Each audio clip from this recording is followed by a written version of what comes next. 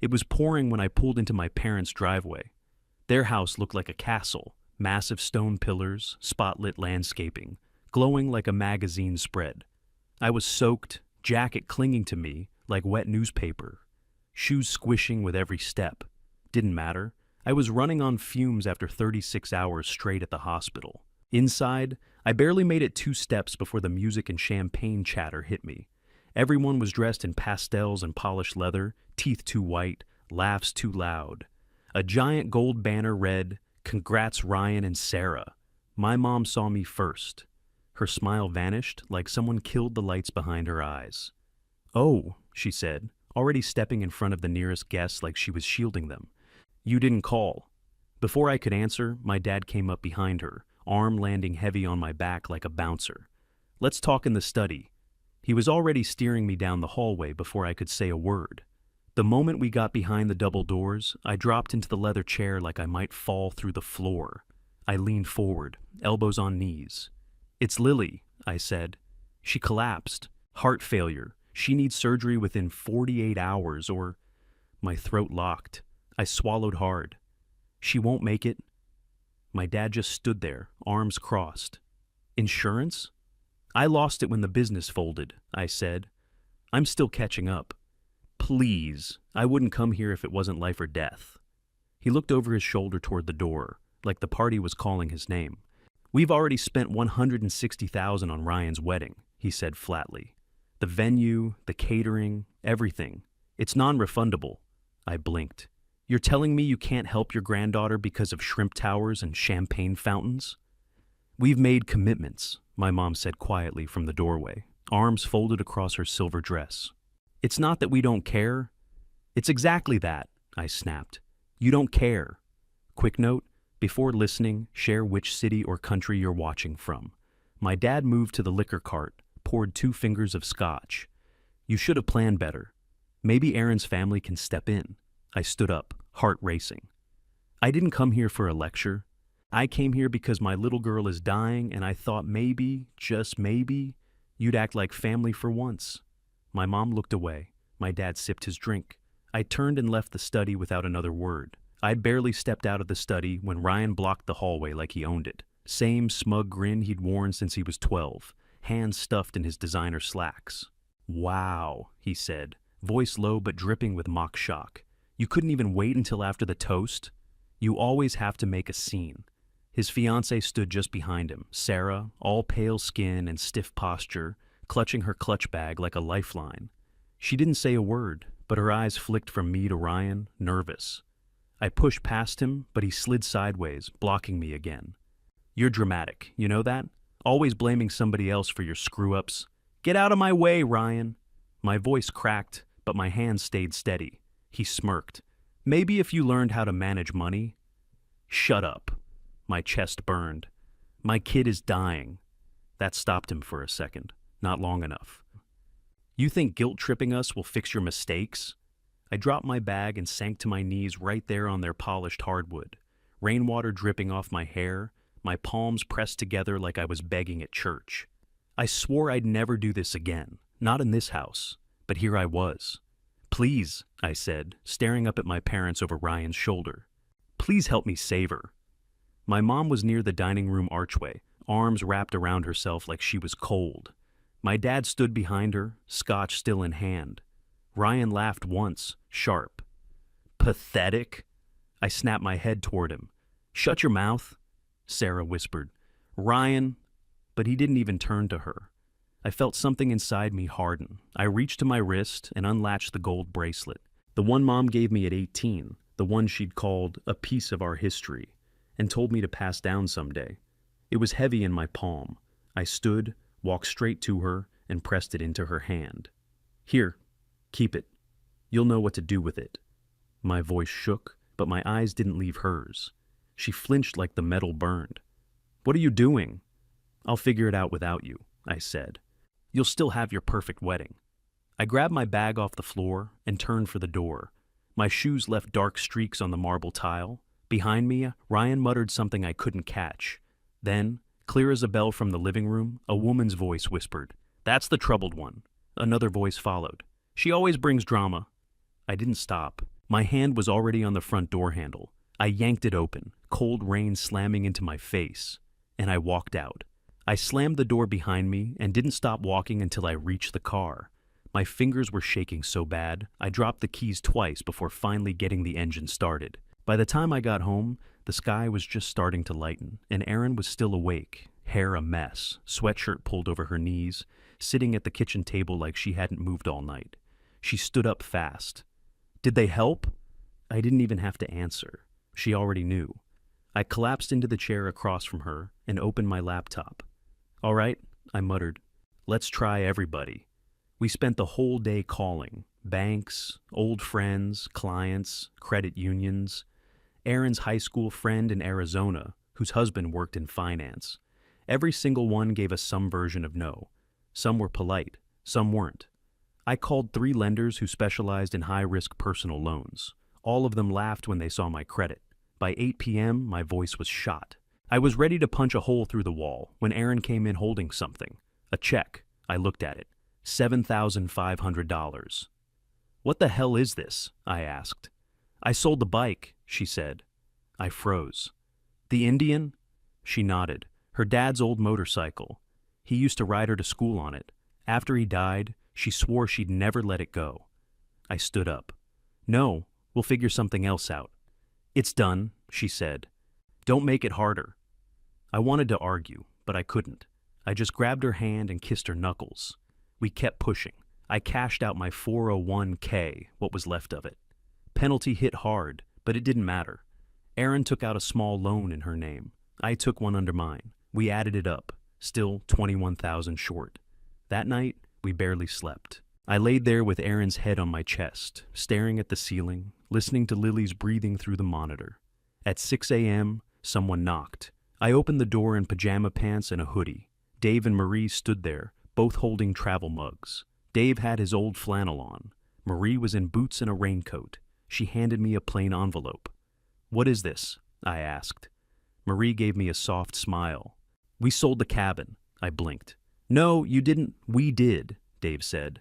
"Figured it'd be more use to Lily than sitting empty 3 seasons a year."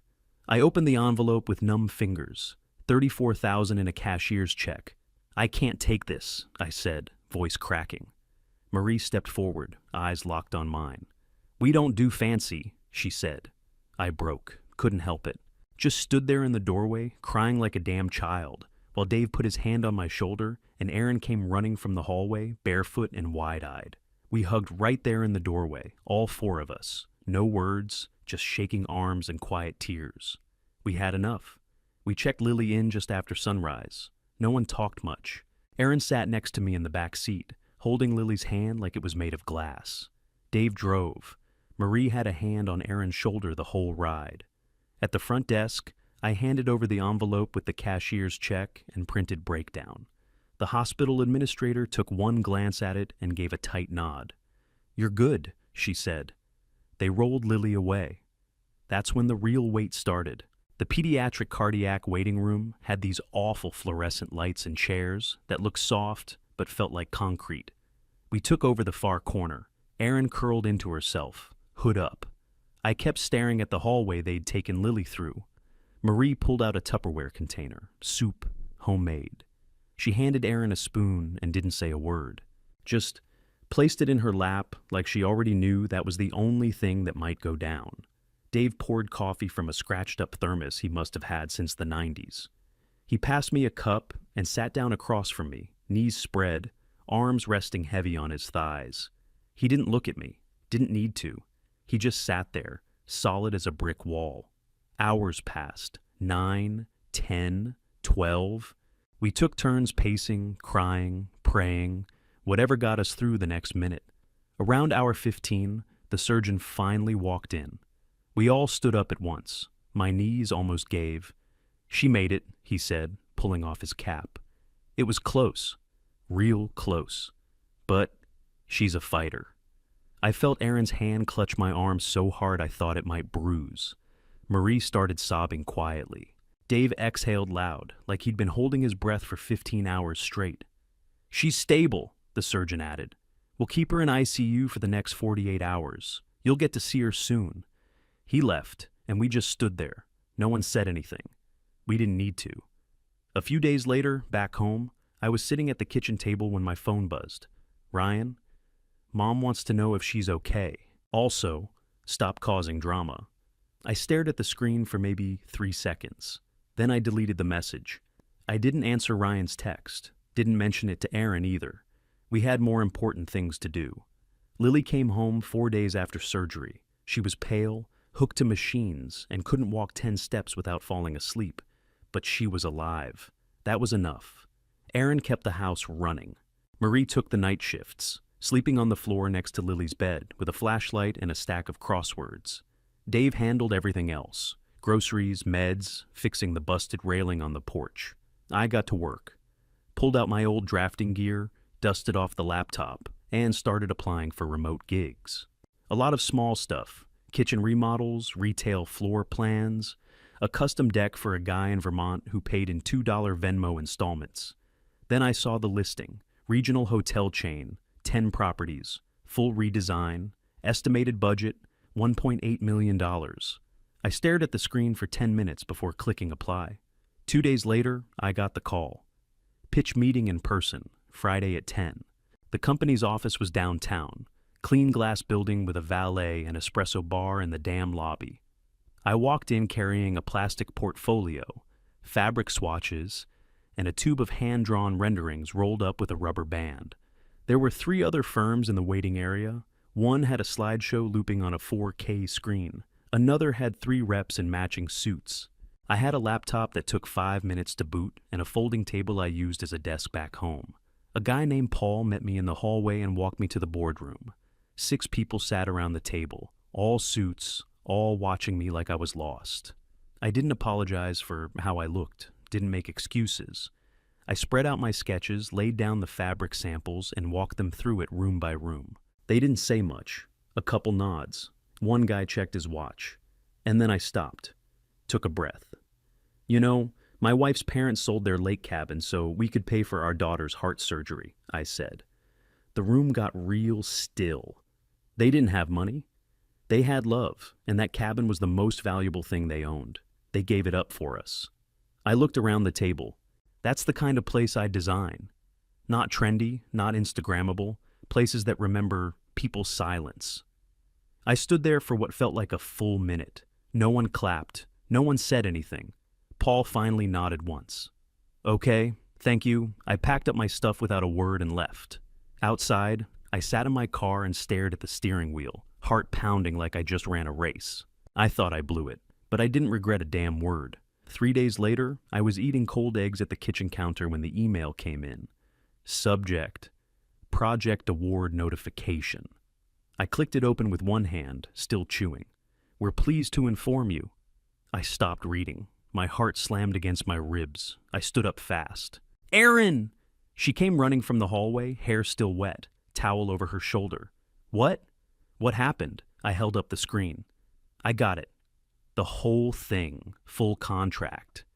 She blinked. The hotel pitch? I nodded. All 10 properties. Her hands went to her mouth and she just broke. Full-on sob. I wrapped her up before she hit the floor, and we stood there in the middle of the kitchen like 2 people who forgot how to breathe. Lily came wobbling in a second later, dragging her heart monitor line like a toy. What's wrong with Mommy? She asked. She's happy baby, I said. We're all happy. She tilted her head, then broke into a little spin move, arms out like she was flying. Yay! That night, Dave and Marie showed up with 2 coolers and a bag of charcoal. Dave manned the grill like it was a science experiment. Marie brought peach cobbler, coleslaw, and a 6-pack of root beer. We ate outside at the picnic table, sun setting behind the garage, Lily wrapped in a blanket between Aaron and Marie. No one made speeches. We just sat there, breathing. Finally. A week later, a massive bouquet delivered to my doorstep with a card that read, "Congratulations. Well earned. C. Mandel, CEO." An hour later, my inbox lit up with press inquiries, business sites, design blogs, even a mid-tier podcast. One article headline stuck out: "Man builds empire after parents abandon his family." I read it twice. Didn't correct a word. I didn't think much about the article after it dropped. I had deadlines, invoices, real work. But apparently, not everyone moved on. Erin came into the office one morning, holding her phone like it was radioactive. "Jenna just texted me," she said. "Your dad's company lost 3 of their corporate contracts this week." I raised an eyebrow. "She said one of the CEOs sent the article to your dad," Erin added. "Said, we don't work with people like that." I didn't say anything. I just clicked back into CAD and kept drafting. Couple days later, Erin got another message. This one wasn't digital. A handwritten note showed up in our mailbox. No return address, no stamp, just folded paper in a cream envelope. "Dear Erin, thank you. Your story opened my eyes. I see things clearer now. Sarah Ryan's fiancé. Or maybe not anymore. I didn't ask." I handed Erin the envelope, and she just stared at it for a minute. "She's not the enemy," Erin said quietly. "I know," I replied. That was the end of it. A week after that, Marie told us she heard through the church ladies that my parents were selling the house. "They're downsizing," she said while cleaning out our fridge. "Condo in a gated community. Real quiet." "Good for them," I muttered, reaching for the trash bag. I didn't ask where the condo was, didn't care. Erin tried to read me that night. We were on the porch, Lily asleep upstairs, Marie humming in the kitchen, Dave out back as fixing the fence again. "You don't feel anything?" she asked. I took a sip of my coffee. "Not really? No part of you is happy?" I looked at her. "No, I'm just done, and I meant it. It wasn't bitterness, it wasn't revenge. It was like someone finally turned off the noise in my head. For years, I chased their approval, their money, their validation. And now, they were small, shrinking, quiet, and I was building something real. 2 years later, I had a corner office above Main Street with my name on the glass and a team of 6 I trusted with my life. We weren't flashy, but we were booked solid 3 months out, full benefits, paid sick leave. Every Friday, Marie dropped off a pan of lasagna and left with hugs and updated photos of Lily. Lily was strong, running now, reading chapter books, still had her scar, but didn't care who saw it. Dave took her fishing every weekend. She called his tackle box the treasure chest. It was a Tuesday when they showed up. My assistant cracked open the door and poked her head in. "There's, 2 people here to see you. They say they're your parents." I felt it in my stomach first. Heavy, cold. I nodded once. "Send them in." They came in like they were walking into a courtroom. My dad in a wrinkled sport coat, my mom with her hair pulled back too tight. They sat down across from me without asking. Both had their hats in their hands, literally. "We're not here to fight," my dad said. My mom nodded. "We've been struggling." He cleared his throat. "The store's failing. We had to sell the condo. We're underwater with the IRS. You've done well," she added. I leaned back in my chair, not angry, not even tense, just waiting. "We need help," my dad finally said. I didn't flinch, I didn't speak. I just reached down, unlocked the bottom drawer of my desk, and pulled out a steel cash case. I spun it around and popped it open. Inside, neat stacks of hundreds, rubber banded and counted. $160,000. The exact amount they'd spent on Ryan's wedding. Their eyes locked on it like it was oxygen. "Take it," I said. "That's yours. And after today, don't come back. We're not family anymore." My mom's lips parted, but nothing came out. My dad blinked like I'd hit him in the face. "You wanted clean boundaries," I said. "You got 'em." They didn't argue, they didn't cry. My dad closed the case and stood. My mom followed, eyes on the floor. They walked out without saying goodbye. The cash case was gone. So were they. I shut my office door and didn't give it another thought. 3 days later, we were blowing up balloons in the backyard for Lily's 7th birthday. Dave was already out by the grill, flipping burgers like he was on a timer. Tongs in one hand, cold beer in the other. Marie had a tray of sodas and juice boxes, weaving through the crowd in that sun hat she wore to every cookout. Erin was on the ladder, tying a string of balloons to the gutter. Her shirt was dusty, her hair tied up in a knot, but she looked happy, genuinely.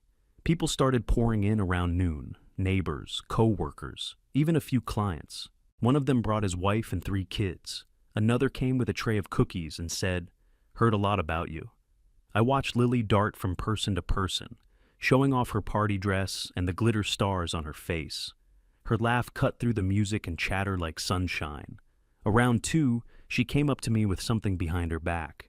"Daddy," she said, all shy, "I made you something." I knelt down and she pulled out a crayon drawing folded into quarters, 5 stick figures under a big yellow sun. Each one had a name written in wobbly kid handwriting. Me, Mommy, Dave, Marie, Lily. They were holding hands, smiling. I felt my throat tighten. "Why don't I have another grandma and grandpa?" she asked, completely serious. I looked her right in the eye. "Because real family shows up," I said. "They don't ask what it costs." She stared at me for a second, then nodded, like that made perfect sense. I tucked the drawing into my shirt pocket. Across the yard, Erin leaned against the porch railing, arms crossed, watching us. When our eyes met, she didn't say anything, just smiled. And for the first time in a long time, I felt full. Lily's drawing was still taped to my office wall. Same spot for 3 years. Sun fading the crayon lines a little, corners curling up. Still perfect. My company now had offices in 5 cities. We weren't flashy, but we were known. Hotels, schools, housing projects. All of them designed to feel like someone gave a damn. Our foundation handled the rest. Emergency funds for families stuck in that same no man's land we'd been trapped in. The ones who didn't qualify for help, but couldn't afford the system either. Dave gave speeches at the fundraisers, always in the same navy blazer and bolo tie. People loved him, said he was salt of the earth. Marie handled everything behind the scenes. Seating charts, caterers, slideshows. She cried at every single one, even though she helped make them. Ryan's wife left him. Erin found out through a friend, said she'd had enough of the fantasy. My parents' old house got torn down last year. Developers bought the whole block. I never went to see it, never needed to. A few months ago, I got a letter, handwritten, no return address. I knew the handwriting instantly. "I'm working on myself. I don't expect anything. Just wanted you to know. Ryan." I didn't write back. This morning, Lily was at the piano, tongue poking out the side of her mouth, playing with 2 fingers like the keys were made of glass. Her scar barely showed now. Erin walked in and handed me a coffee.